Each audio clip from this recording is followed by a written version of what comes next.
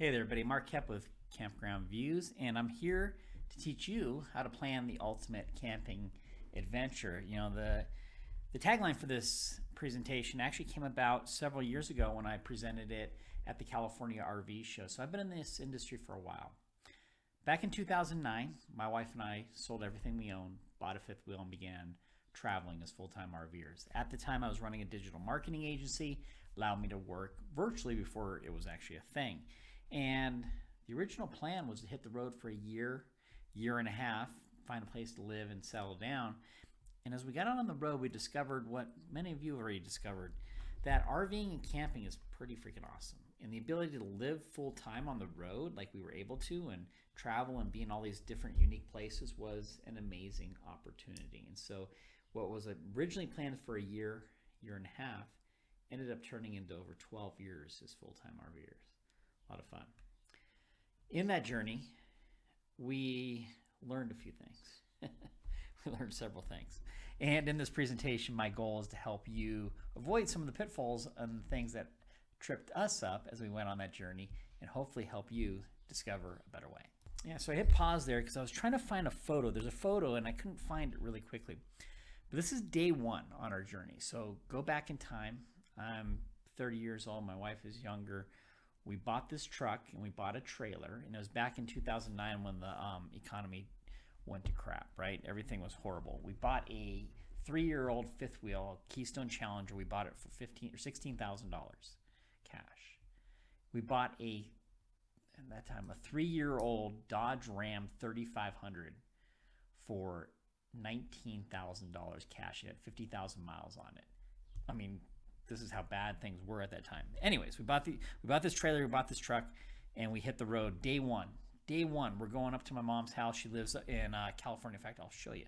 So she lives in California. So we were out of Thousand Oaks. That's where we were at. We lived in Thousand Oaks, California here. So we're right here in Thousand Oaks, and we were heading up to my mom's place. And she lives up south of Reno, Carson City area, right? And there's several ways to go up that route. In fact, this is going to show us going up the interstate as one of the routes. We actually took the one that's blue, which is it's US 395. This is arguably the most scenic highway in America, in my opinion. And it was actually right here after Olancha that things got interesting. So let me drop in here real fast. This is actually an interesting way to tell you the story. So here we are on 395, and we are traveling north. So we're heading this way right here. And as you go past Olancha, you've got all this stuff here in Olancha, right? It's 2-lane, and you're just cruising, hoping nobody tries to pass you over this double yellow. You're enjoying the mountains here on the right, right? So that's where we're driving. When you get past Olancha and you get out here, there's actually a cinder cone. Where's that cinder cone at? Right in that area. It's near the charcoal kilns. There's a cinder cone a little bit north of there. Drop us down right here. Yeah, here it is, right spot. All right, so then the lanes open up, and it's 2 lanes. So you got this highway going here, and you got another 2-lane going there. And so we're driving up this highway, just cruising along here on US 395. It was actually not a cloudy day. It was a sunny day, but it was beautiful because you have the mountains over there on the left, right? So we're driving up the highway here, and you see that big rig up there? That's not the big rig, but a big rig like that comes pulling up right next to me. Now, mind you, this is California. The law in California is any vehicle towing a trailer, speed limit's 55. So I am doing 55 because this is day one of us owning a fifth wheel trailer. Don't know, it's our entire house and everything we own is back there. I'm new to this, so, what do you do? So we're towing it quite slowly up this road, and this big rig pulls up next to me, and I glance over at him, and because he kind of paused right next to me. So I glanced over as I'm, white knuckling it, driving the truck, and he waves at me like, "How you doing?"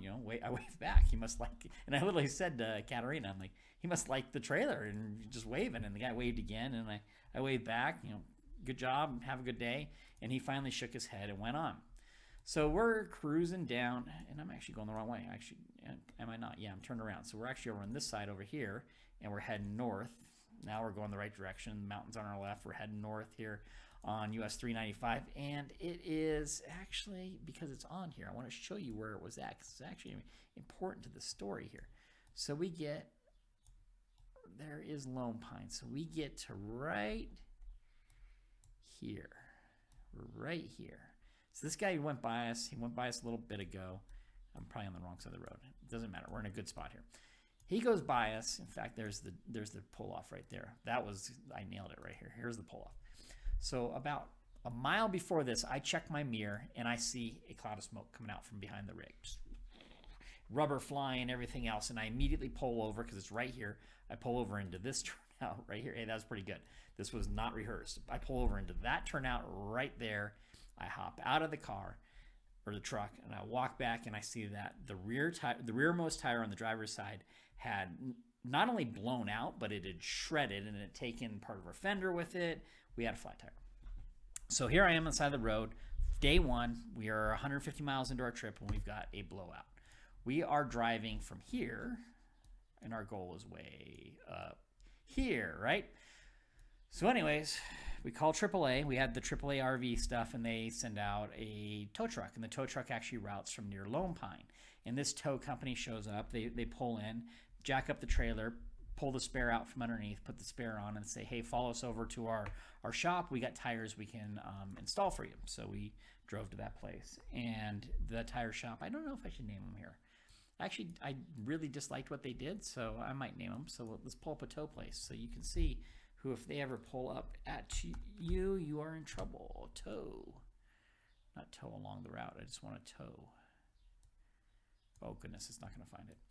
Anyways, there's a tow place there. They sent out the trucks, and we went back up to their shop to have new tires put on. And they're like, yeah, these are original tires from when the RV was bought. And it sat on them. You know, it didn't move, so you need to replace the tires, and we can replace them for you. So I went out to Subway, and I bought the whole shop sandwiches because we were so happy that they're going to fix our trailer. They proceeded to sell us $1,200 in tires and send us on our way. Well, that night we actually overnighted. Our first place that we ever overnighted was in Lone Pine. And the cool thing about this one now, and we'll fast forward to this in a second. And I think this story, the reason I'm taking time on this is so you understand that the advice I'm about to give you comes from the School of Hard Knocks. But the first RV resort we ever stayed at was Boulder Creek RV Resort. And this RV resort actually now has a virtual tour of it, so we can show you what this looks like, which is so freaking cool. So we actually rolled in right here into their entryway. In the very first RV park we ever pulled through, we stopped right up here at this white line, and we walked into that office to check in. This is a virtual tour. We'll get into this more later, but we went in there and checked in. They had a site, so we drove in, and our site was not these ones here. It was actually a back in, and it wasn't on that side, so it was a pull-through. It was right here. It was this pull-through right here. Let's see if we make this left turn. Perfect. We're going to make this turn here. It is this pull-through right here, site number 80. So we pulled up, turned around, pulled in, and I remember it vividly because when I take this look, that was the view we had. And the sunset that day was so unbelievable over those mountains. And Mount Whitney's right over here, we had the worst day of our lives, technically, which is kind of, that was a bit dramatic, but up to that point, it was the worst day of our lives. Not really, but a bad day nonetheless. And here we have one of the most amazing sunsets of our entire journey. And we got to stay in this really cool RV park. We're here in Lone Pine. Just epic, right? So we check out of this RV park and we hit the road the next day going from Lone Pine, continuing on our route on up to Carson City. So we head along this route, heading up there, right? So now between Lone Pine and where we're going, I knew that there was a tire shop in Bishop. In fact, it's right here after the corner. There's a tire shop at the mobile gas station. So there's a gas station right here. It's somewhere in here. There's a gas station, and it has a tire shop. So I pull in there to that gas station. They come out and I just said, hey, we got these new tires down in Lone Pine. They said I needed to check the lug nuts, and I don't have a torque wrench. Can you guys check out the lug nuts? Sure. They walk out. The crew walks out. They drop down to check out the tires. They get up and they don't do anything, and they come over to me. I'm like, what's going on? They're like, sorry, we can't work on these tires. And I said, well, why can't you work on these tires? They said, they're old. And I said, well, what do you mean they're old? Do tires get old? I don't know anything about this. They're like, yeah, those tires are 13 years old. So the tow shop had replaced all of our tires, which were 3 years old, with 13-year-old tires, 11 to 13-year-old tires, all 5 of them. They said, these are dangerous. These are going to blow out. We need to replace all of these tires for you to safely get out there. So $1,200 later, we have new tires, and we're heading on our way up to my mom. So we're now $2,300 into the hole. We have gone roughly 300 miles at this point. If you do the cost per mile, it is getting really expensive really fast for this journey. So we continued on. We made it up to my mom's. We stayed there a few days, figuring we're recouping some of our costs. We stayed there 2 weeks, $30 a night. We're starting to get a little bit closer to that $2,300, but this is an expensive hobby if we're going to get into it. So now I'd been screwed twice, and so what I started learning at that point in time was about tires and wheels, and that's where I'm kind of going with this. The hard knocks ended up teaching me that there's not a lot of really good information out there about what I'm about to teach you. And so with that in mind, our crazy journey, and there's more, I can keep going on, but I'm going to stop there with that. What we learned is how to plan RV trips. And there's a few key things that you need to think about when you're doing it. I'm going to close that. There's a few key things you need to think about when you're planning your trip. The first thing, let me bring up a little notepad here, is you need to know where you're going. And you're like, wait a second.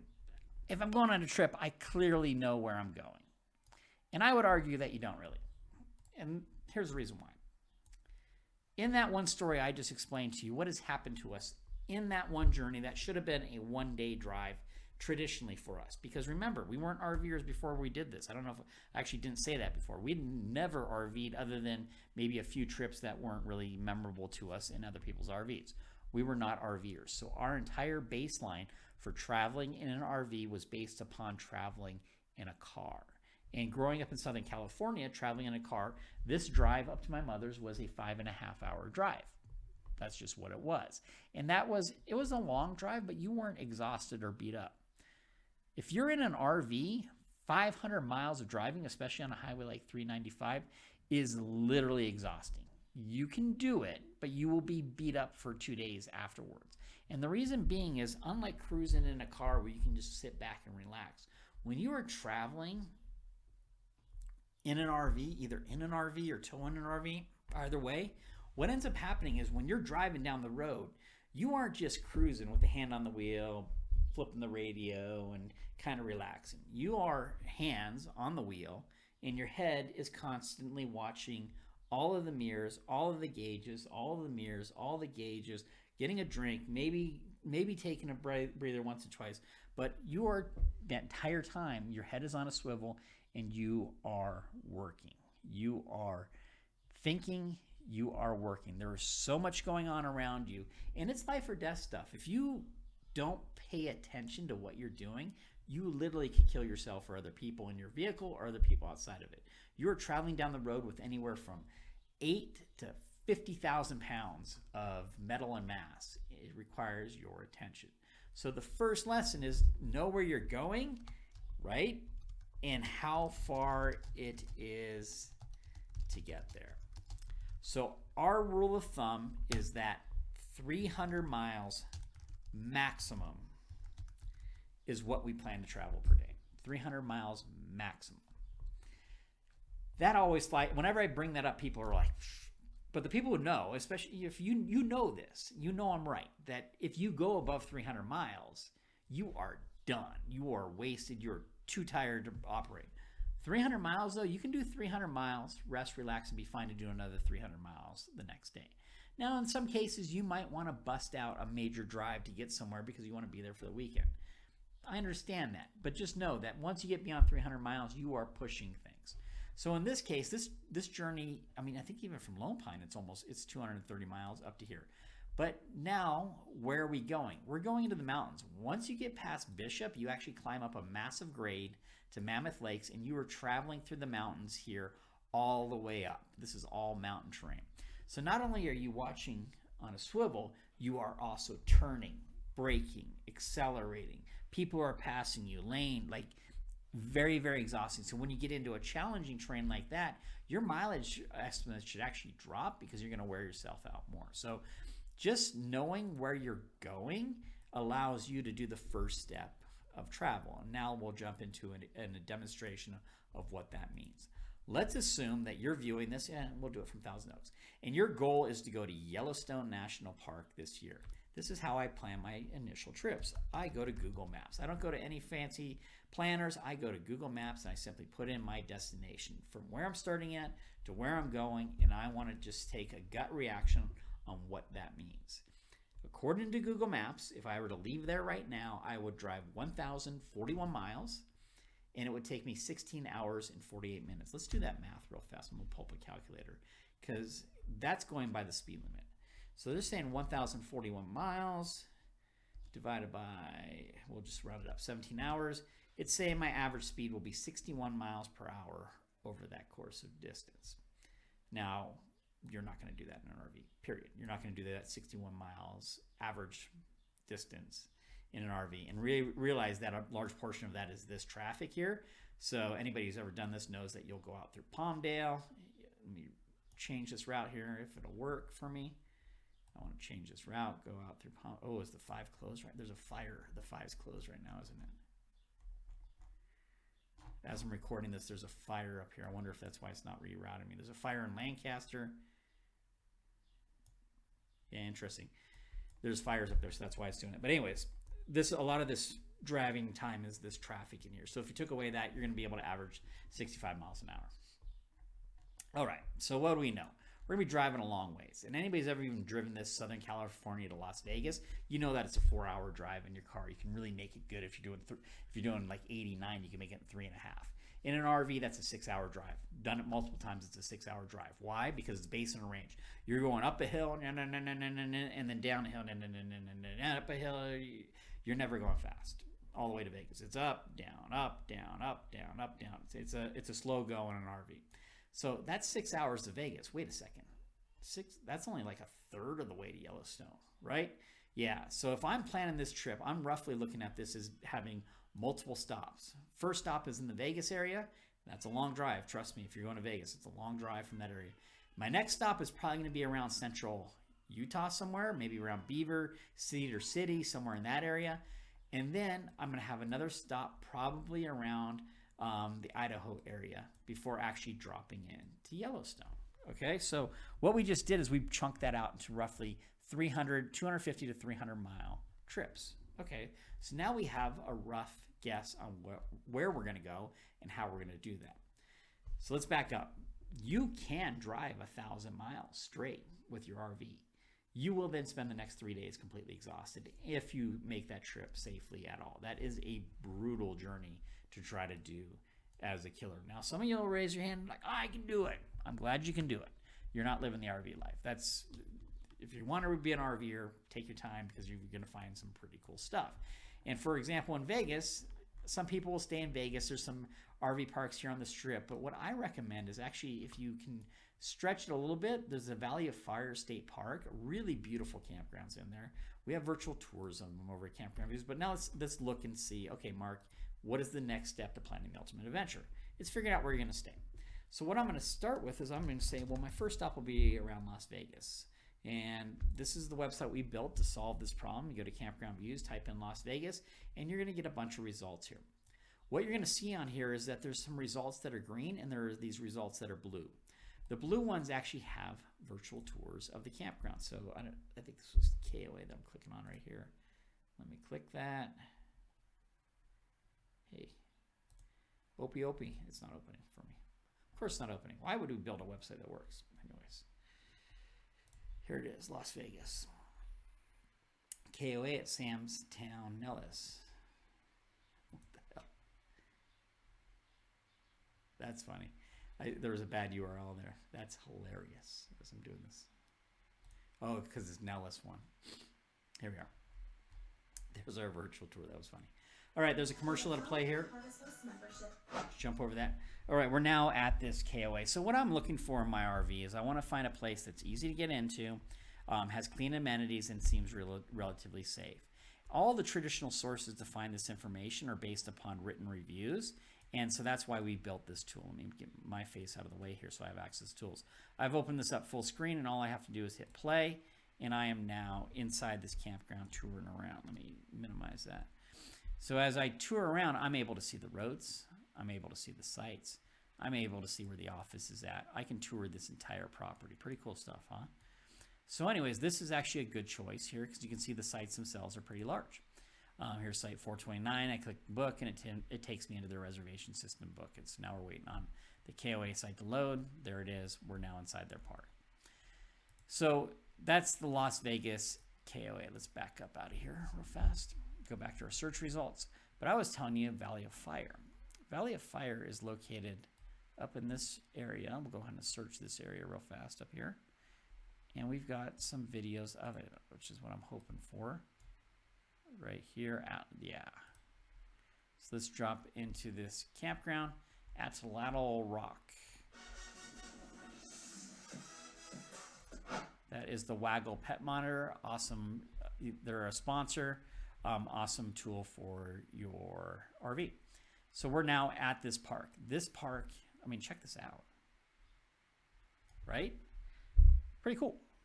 So a tool like this, we just did in less than 5 minutes. We found a beautiful campground with campsites available that we could potentially stay at. Part of the decision making here is season, though. If you're going there right now, I don't want to stay anywhere near Vegas. It's 115, your tires are going to melt. But if it's here in spring or fall, you've got some beautiful spots to camp at. Here's Site 2. Doesn't have any electricity, and I'm at Valley of Fire State Park, which, lovely, their website doesn't work anymore. We'll have to fix that. Anyways, you can see how powerful that is. So our first night will be at Valley of Fire State Park. Our second night, we're going to try to travel further north, and there's actually some cool spots up here. My little tip here, and we have a park that we work with that I think is awesome. It is right in Richfield, Utah. So Richfield, Utah. The RV park is called Venture RV Park. It's right off the interstate. They, too, have a virtual tour. So it's right on their website here. You'll see it here. And this park is very easy to get into. Look at the size of those RVs. It's well kept. It's clean. It's desert. I call it desert gravel. It's got just a desert landscape to it. It's relatively close to the interstate. Not right on it, but relatively close to the interstate. So quiet, and they have this public area. So here's a place I'm going to stay. And you're like, well, Mark, I just detoured off of my route. This is where we get into the kind of the fun stuff about RVing. My advice to you, if you're heading north along here, is yeah, you can drive on the 15 where everybody's doing 80 and you're doing 65, or you can take these secondary roads. Because from here, I'm going to advise you to take this 89 and drive the 89 all the way up here to where you drop over to Spanish Fork. The reason I recommend doing that is it's a unique route. You're going to see some spots that you wouldn't see from the interstate. You'll be more comfortable traveling at a slower distance. And because there's towns along here, you're going to be more inclined to take breaks. You're going to stop at a rest area. You're going to check out a museum. You're going to take your time driving up there, and that's going to become part of the journey. Way better than going off the interstate. Trust me, it's just a much more beautiful and enjoyable trip. Yeah, you'll have to jump on the interstate through the cities. That's actually a good tip, is definitely don't want to be on side roads through major cities. And once you get north here, then you're continuing on up into Idaho Falls and then out into Yellowstone. Anyways, backward, okay, right, Mark? So we're staying at Richfield, Utah. We're staying at Valley Fire State Park. Where do I stay next? Because you said, Mark, that I should stay down here in Idaho. There are some really cool campgrounds, and again, we've discovered this just by the advice I'm giving you here now. There are some really cool areas all around here that you would miss if you just went straight up into Yellowstone. Mine is actually in Ashton, Idaho. There's an RV park. We'll zoom in. I don't even need to go to our website here. This RV park, completely mismanaged. This virtual tour is absolutely, or this satellite view is absolutely accurate. They don't even take care of it, so it's like $30 a night, full hookups. You're backed up to this field, but what there is there's this road right here, this Highway 47. If you take this Highway 47 and you follow it, and it goes here, and you keep following it, it goes up into this road right here, which is called, it's like Grass Valley Road, I think is what the name of it is. They call it Ashton Flag Ranch Road. That's what it is. Okay. Ashton Flag Ranch, if you look on a map of notably Grand Teton National Park, but also Yellowstone National Park, you will see this road on here. And this Highway 191 is located between Grand Teton down here, and Yellowstone National Park. It's a dirt road. You cannot and should not take an RV up this. I wouldn't recommend towing your trailer up this. Again, that's why I'm saying stay in Ashton, and then take your vehicle and drive that road. I am giving you an insider's tip into one of the most beautiful ways to enter either of these parks. Once you get to the highway, you can go north up into Yellowstone or south down to Grand Teton National Park. How do we know this exists? Because I followed my own advice. I've stayed here in Ashton, Idaho. Outside of Ashton, Idaho, also you can take this 47 by Warm River, and you can go up to this Mesa Falls. It's actually Mesa Falls right here. There's Lower Mesa and there's Upper Mesa. There are viewpoints here at these falls you can actually walk down to. Let me see if we've got some photos. Yep, there's some photos. Let me drop a guy here. Hopefully be able to give you a good view of it. Yep. So there's this walkway, and you walk down this path, and you overlook a fall. Oh, we're not seeing it. But you see these paths? Let me see if there's maybe a shot down here that I can give you a look at. Let me try this. I want, because it's cool. This is just an example of how cool this place is. There we go. There's a path right there. There's the falls. Look at that. And I can jump to here too. Thank you, Nicolaj Hines. Look at that. This is very local. Not a lot of people know about this. A very unique spot to go. Again, the reason we discovered that area is because we did this. We stayed in Ashton, Idaho. Then from Ashton, it's a short drive up into Yellowstone, and you can enjoy Yellowstone National Park. I guess the key point being is that what I've used is I've used Google Maps to give myself a rough guess on where I'm going. And then along that, I've found campgrounds that fit my needs. The other thing that you're going to need along your route as you're planning your ultimate RV adventure is fuel. And this is something I now learn a lot of people do this. At the time when I started advising folks on this, not a lot of folks did. So when you're pulling a trailer, say it's a big fifth wheel, you're 65, 70 feet long, right? You're a big rig. But unless you got those gas cards, getting fuel at a Love's or a Flying J can get expensive. So I have some tricks on gas. Number one, if you're going through Utah, Mavericks. Just look for Mavericks. They're awesome. Go to Mavericks. Out in the middle of the country, Casey's, country stores, those tend to be good too. But what I like to do is show you this. So I'll actually get rid of my route planning here, and I'm going to search for gas. And that's all. There's only 3 gas stations in the entire area of Utah. There's actually probably too many, so I'm going to search down. So say I figure I'm definitely going to have to get gas before that. So if I'm leaving Thousand Oaks and I'm heading to Vegas, I'm going to have to get gas somewhere around Barstow because I never let my tank go more than halfway down. Long story behind that, I'll just say that. So what I'm going to do is I'm going to zoom in, and I'm going to find that there's some gas stations here, right? And I don't know where I'm going to go, so I'm going to drop into satellite view. And what I want to do is I actually want to use Google Satellite to plan out my gas filling trip. And in this case, I see that there's a Shell at $5.90, a Chevron at $5. Goodness gracious, California. That's insane. So then I find that there's one for $4.70 and $4.50 over here. So I'm going to drop down. Hey, that's 50 cents a gallon. That adds up. And I see a gas station there. The issue with this gas station is the pumps are right here, and there's not anywhere I can turn around in a big rig. So unfortunately, this one is out of the options for me. And I can validate it by simply grabbing the Google Street View guy, dropping him here, and taking a look at this gas station. And I validated that unless I'm in a Class B or Class C where I can make that turn, there's no way I can go in here to get gas. Right? We've now done a Google Street View to be able to see that spot. So I'm going to come back out. There was an Arco. That Arco is actually, you can see there's big rigs right there, that Arco. And there's actually a big rig. It almost looks like there's a big rig island back there too. So again, I'm going to grab the Google Street View guy, see where the line is, and I can actually look, and there is. There's big rig pumps right here at this Arco. So this would probably be the cheapest gas that I could get in the area. And using Google Street View, I can easily see where I can pull in, where I can park, and everything else. The first time I did this, I share this with you like it's some sort of magic. It's not. It's just most people don't think about this stuff as they're planning. This, I actually plan out all my fuel stops on a trip. So I will actually go through and decide where I'm stopping and know. And along with my campgrounds too, I know where I'm going. But this one is actually very valuable because I can zoom out here and actually see where the off-ramp is. So now I know which off-ramp I'm getting off of. Exit 181 right there. So I'm exiting 181. I'm driving up. I'm getting in the left-hand lane. You see the turn arrows there? I'm getting in the left-hand lane, crossing over the interstate, and I'm driving straight into the Arco. And I can literally go down to this level to where I can see exactly where I'm going to be at the intersection, and I'm going straight in, and I make my right into my gas station, and when I leave, I go straight back out that road. I can do this, and you can do this all day long. A Gas Buddy app is a great tool to use for this. You can plan out your trips. If you're looking for places, like maybe if you're a Costco member and you want to get gas at Costco, you can use this tool to find the Costco locations along your route here. Looks like USA Gasoline. Is that a Costco right there? No, that's not a Costco. So there's no Costco in Barstow, but it looks like there's a Costco here. So I can go down to that Costco. I can see where their gas is at if they have fuel. Looks like they have propane, but there's the gas station right there. So I'm going to grab the Google Street View. They drove through this parking lot, so I'm going to drop it right here, take a look, and see what that looks like, right? So this would be a station I could use if I want to.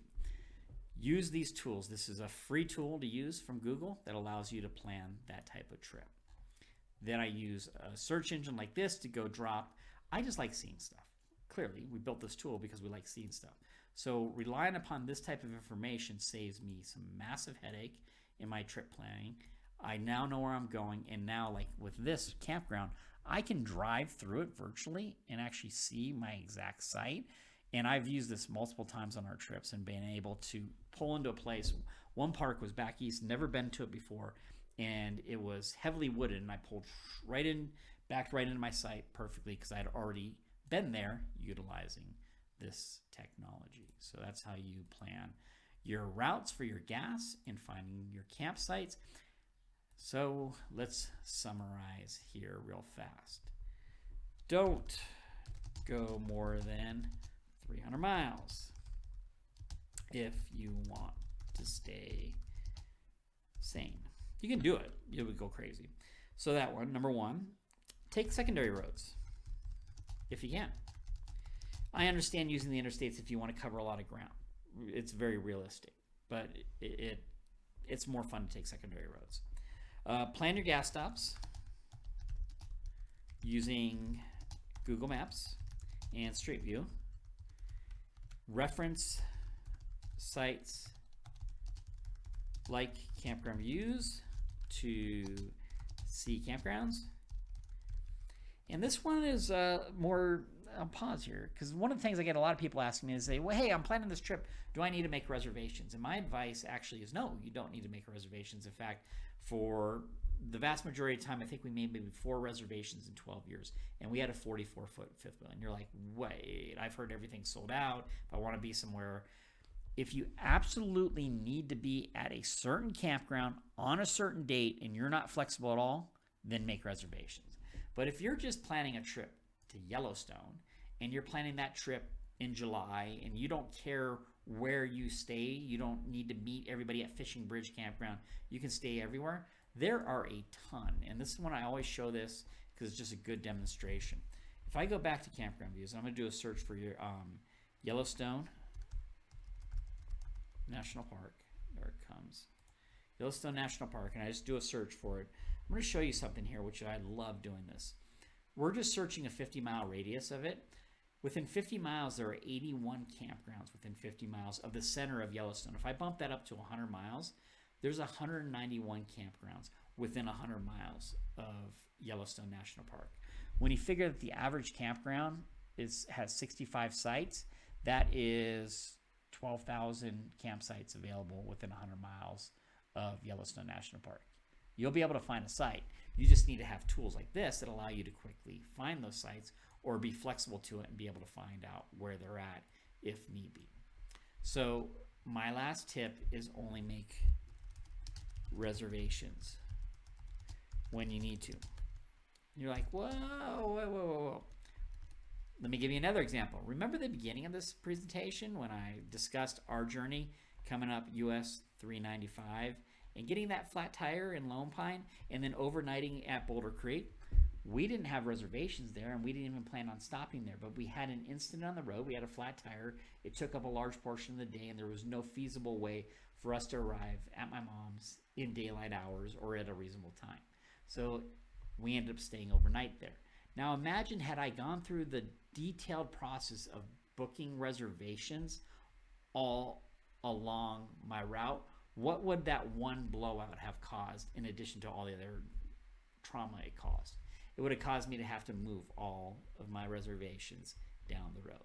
This way I had no worry about reservations, and that was amazing. Another tip there, people are like, okay, I'm kind of thinking about this, Mark, but this still doesn't make sense. How do you get a site then? Say our destination is Island Park, Idaho. So that's this area. That's this area right here, heading up into Yellowstone. If I go within 25 miles, so I'm dropping into 25 miles. There's 34 campgrounds within that area.